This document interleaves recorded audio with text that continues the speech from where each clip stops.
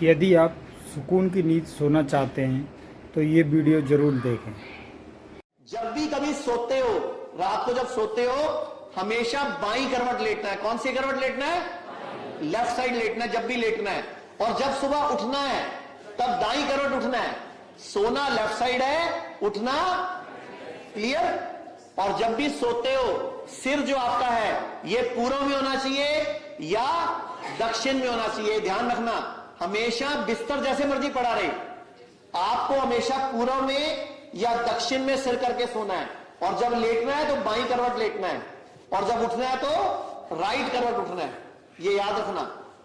ये सारी बीमारी की जड़ मोबाइल है, जो सोने से 1.5 घंटा पहले छूट जाना चाहिए।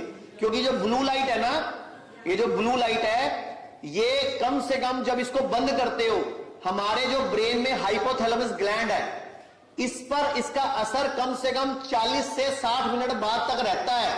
यानी कि आप सो भी जाओगे ना तो आपके ग्लैंड नहीं सोएंगे, क्योंकि ब्लू लाइट का ये रिसर्च हो चुकी है, मेरी थ्योरी नहीं है, कि आपकी जो ब्लू लाइट है, जो मोबाइल की लाइट है या टीवी की लाइट है, या जो आप एकदम लाइटें जला देते हो, ये हाइपोथैलेमस को 60-70 मिनट बाद रिलैक्स करती है। तो इसीलिए जब भी सोना है 1-1.5 घंटा पहले फोन निकाल के अपने कमरे से बाहर रखा करो। 12 फुट कम से कम फोन दूर रखा करो, क्योंकि जो इलेक्ट्रोमैग्नेटिक रेज हैं वो आपके दिमाग में खराब करेंगी। कल को ब्रेन ट्यूमर, कोई सिस्ट, कोई आंखों की रोशनी, इन सब में गड़बड़ होगा। या बुढ़ापे में सिजोफ्रेनिया, मेनिया, डिप्रेशन, नींद ना आना, कई बीमारियां लेके घूमोगे। तो रात को फोन कम से कम 12 फीट दूर होना चाहिए, मतलब कमरे से बाहर रखो।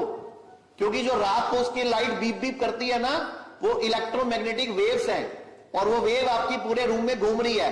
तो जितना वो वेव ऐसे ऐसे करेगी लाइट, उतना आपके ब्रेन के सिग्नल्स को डिस्टर्ब करेगी वो। चाहे आप सो रहे हो तो साउंड स्लीप नहीं आएगी।